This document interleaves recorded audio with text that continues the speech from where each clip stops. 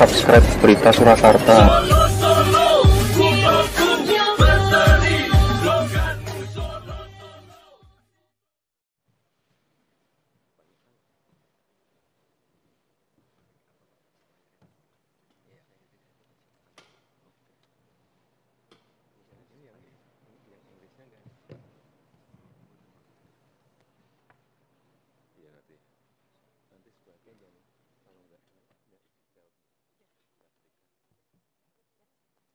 Press conference by the President of the Republic of Indonesia.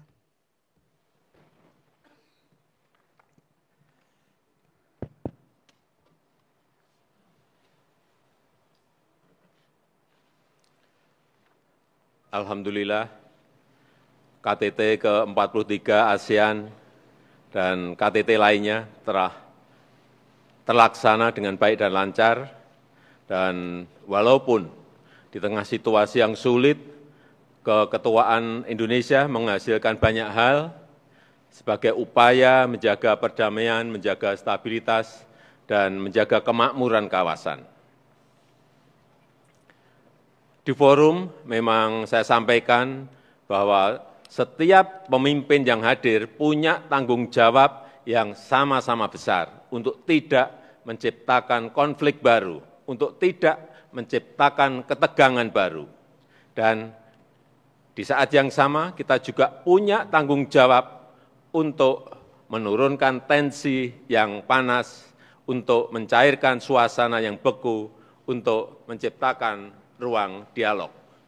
Saya pastikan dunia ini akan hancur jika konflik dan ketegangan di suatu tempat dibawa dan dijadikan tarik-menarik di tempat lain. Jika kita tidak mampu mengelola perbedaan, kita akan hancur.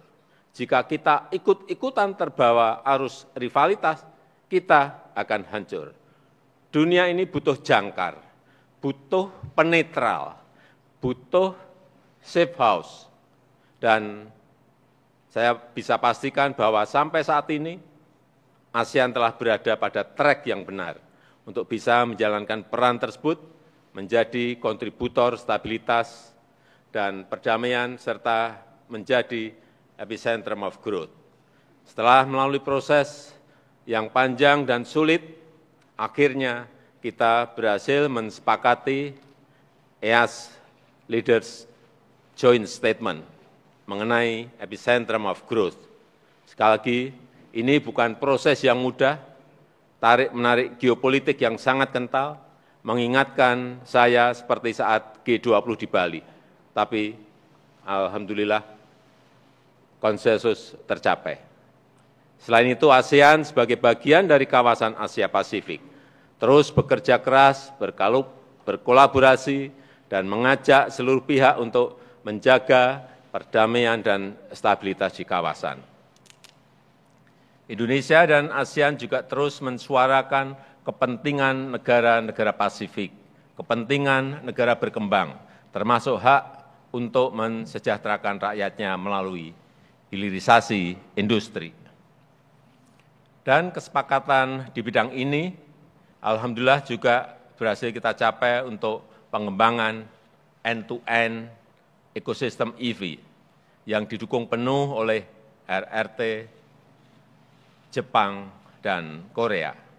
Terakhir, terkait Myanmar, ASEAN akan terus melanjutkan upaya Indonesia melalui keketuaannya telah menyampaikan 5 langkah ASEAN untuk membantu Myanmar. Salah satunya melalui pembentukan mekanisme Troika. In the forum, I did in fact state that every leader present have an equally big responsibility to not create new conflicts, to not create new tensions, and at the same time, we also have responsibility to lower heated tensions, to soften frozen situations, to create space for dialogue. I can guarantee you if we are not able to manage differences, we will destroy. If we join the currents of rivalry, we will be destroyed. This world needs a safe house, and ASEAN is on the track to be able to perform those roles. And after going through difficult process, we finally agreed the EAS leaders' joint statement on epicentrum of growth. Indonesia and ASEAN also continue to voice the interests of Pacific countries, the interests of developing countries, including right to bring prosperity to their people, and undertake industrial downstreaming. Thank you. The President welcomes 4 questions, 2 questions from Indonesian media and 2 questions from foreign media. We will now give the floor to the first question. Baik, Pak, saya Nina dari Harian Kompas. Pertanyaan saya mengenai apakah saat ini kan kita menjadikan isu ASEAN sebagai pusat pertumbuhan ekonomi sebagai fokus. Sementara masih ada persoalan real lain yang belum terselesaikan seperti isu Myanmar dan Laut Cina Selatan. Apakah itu sudah tepat? Kemudian apakah juga negara-negara mitra memahami kebutuhan ASEAN untuk memprioritaskan kerjasama ekonomi atau mereka tetap mendorong agenda masing-masing? Dan juga mengenai Bapak bilang bahwa bagaimana kita mengharapkan para pemimpin ASEAN dan negara-negara mitra itu tidak menciptakan ketegangan baru dan menurunkan tensi. Bagaimana tanggapan dan bagaimana para pemimpin negara ASEAN ini dan negara-negara mitra ini bisa menerapkannya secara konkret? Terima kasih, Pak.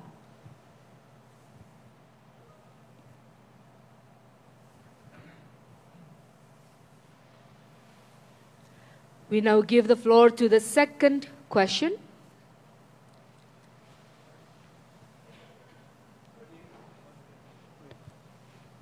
Selamat sore Pak, saya Akbar Evandio dari Bisnis Indonesia. Mohon izin bertanya. Terkait dari komitmen yang dihasilkan dari KTT ASEAN kali ini, kira-kira apa yang akan dibawa oleh Indonesia di KTT G20 India mendatang? Serta sebenarnya apa sih manfaat yang konkret yang bisa dirasakan oleh masyarakat terkait dengan penyelenggaraan KTT ini? Terima kasih. Now we give the floor to the third question.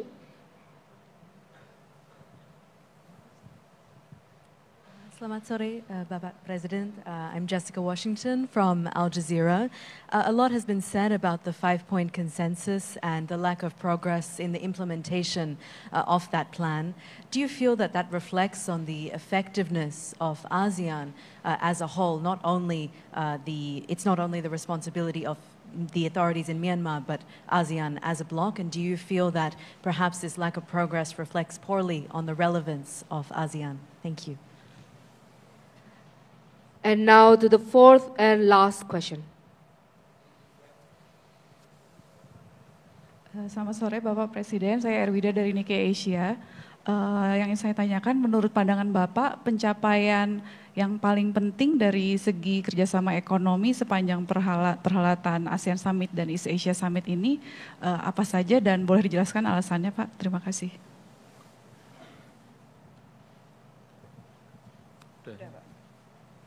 Ada yang pertama Pak ya?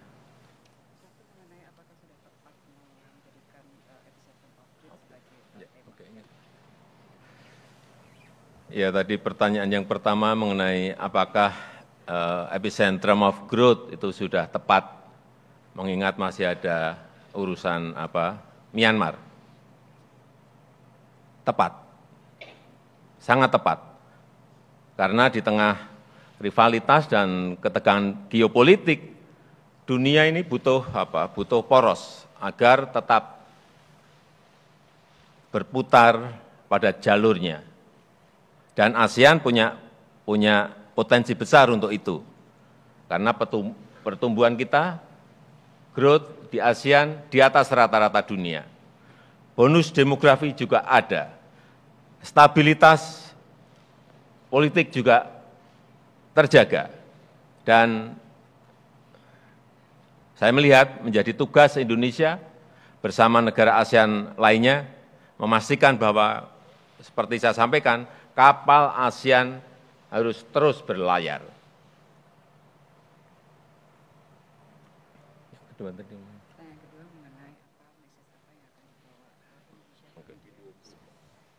Ya, besok siang saya berangkat ke G20 Summit di India, dan komitmen apa yang akan kita bawa ke sana. Menurut saya, stabilitas dan perdamaian adalah kunci kemakmuran, bahwa dunia membutuhkan safe house, bahwa kolaborasi dan kerjasama itu harus diutamakan. Dan Indonesia akan terus menyuarakan kepentingan negara berkembang terkait inklusivitas dan hak-hak untuk mensejahterakan rakyatnya, termasuk di dalamnya adalah industrial downstreaming, hilirisasi industri. Dan terkait dengan Myanmar, apakah efektivitas ASEAN itu ada? Karena ada yang menyampaikan tidak ada kemajuan. Perlu saya sampaikan bahwa ASEAN akan terus melanjutkan, sepakat untuk terus melanjutkan upayanya, dan kita dalam keketuaan Indonesia telah dilakukan 145 engagement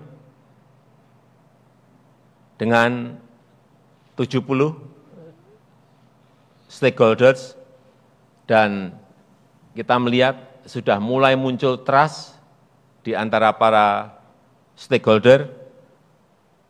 Ini akan kita lanjutkan. Memang untuk menciptakan perdamaian selalu butuh waktu yang panjang, tapi tidak apa, kita harus terus melakukan, kita harus terus berjuang. Dan ASEAN tidak akan tersandra oleh isu Myanmar. Kapal ASEAN harus terus melaju untuk mewujudkan perdamaian, mewujudkan stabilitas, mewujudkan kemakmuran.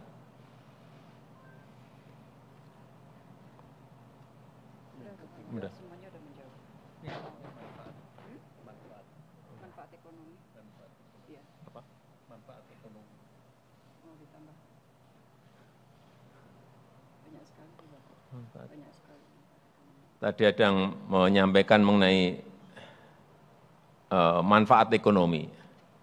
Ada banyak keputusan yang sudah dihasilkan, termasuk tadi yang sudah saya sampaikan, deklarasi EAS mengenai epicentrum of growth, kemudian pengembangan ekosistem EV baterai, kemudian juga percepatan pelaksanaan regional cross-border payment dan local currency transaction untuk pelaksanaan ASEAN Indo-Pacific Forum yang telah menghasilkan, ini konkret, menghasilkan 93 proyek senilai 38,2 miliar US dollar. Ini adalah sekali lagi, ini adalah kerjasama konkret yang bermanfaat untuk rakyat.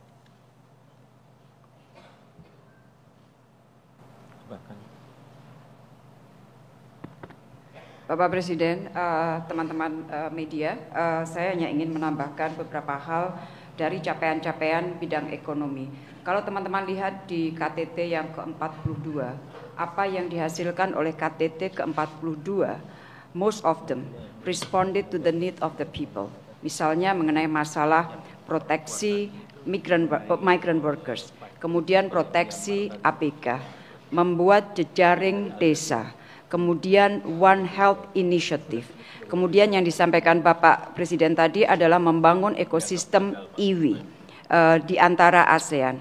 Dan di KTT 43 ini apa yang sudah disepakati ASEAN di KTT 42 kemudian diterjemahkan dengan kerjasama dengan para mitra kita. Makanya di APT ASEAN Plus 3 muncul kerjasama antara ASEAN and Plus 3 ROK Japan China mengenai pembangunan ekosistem EV. Dan masih banyak lagi, antara lain adalah selama keketuaan Indonesia, pilar-pilar yang dapat mendukung epicentrum of growth diperkuat semuanya. Misalnya ketahanan pangan, ketahanan energi, kesehatan, dan tadi Bapak Presiden sudah mengatakan mengenai masalah keuangan.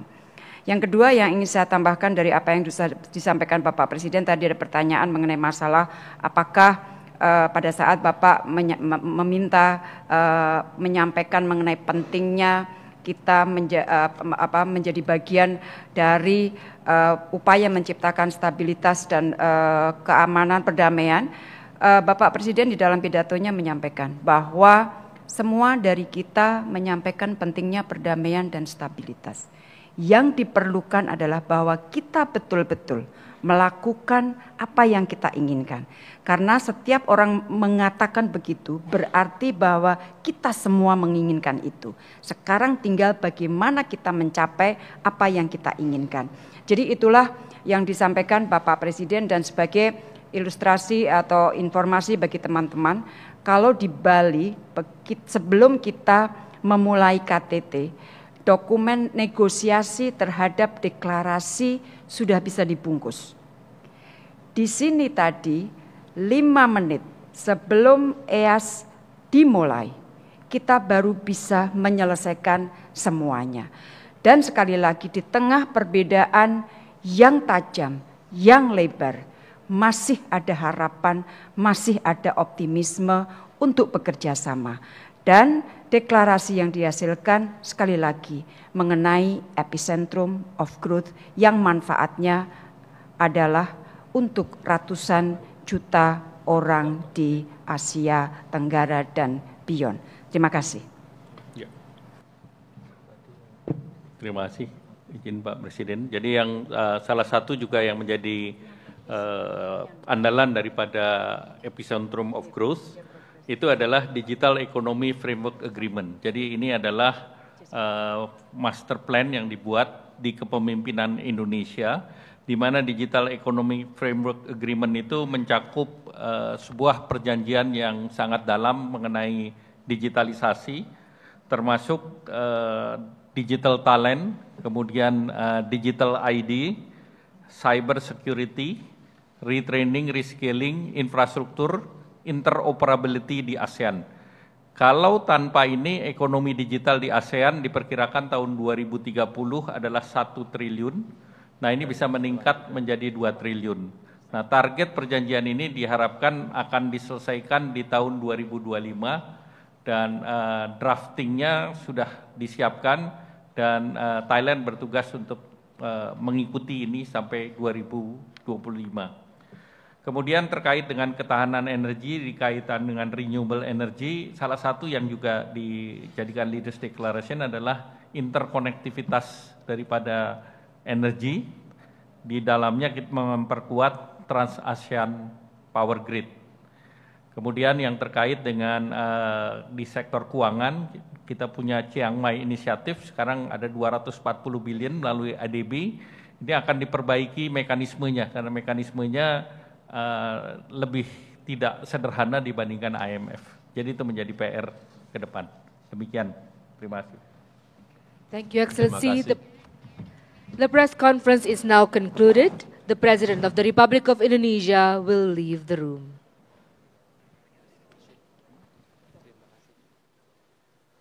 Subscribe Berita Surakarta.